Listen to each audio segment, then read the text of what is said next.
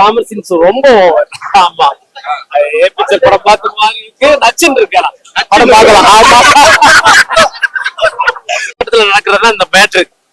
அதாவது தாய் மகா 2 பொண்ணுங்க இருக்காங்க. 3 பேரையுமே ஹீரோ வச்சு பண்ணிடுறாரு. அப்படியா? ஆமா. த்ரீசமா? எஸ். காமெடியா இருக்கு. நல்லா போகுது. ஃபேமிலியா பார்க்க முடியாது. ரொம்ப மூடா இருந்தது.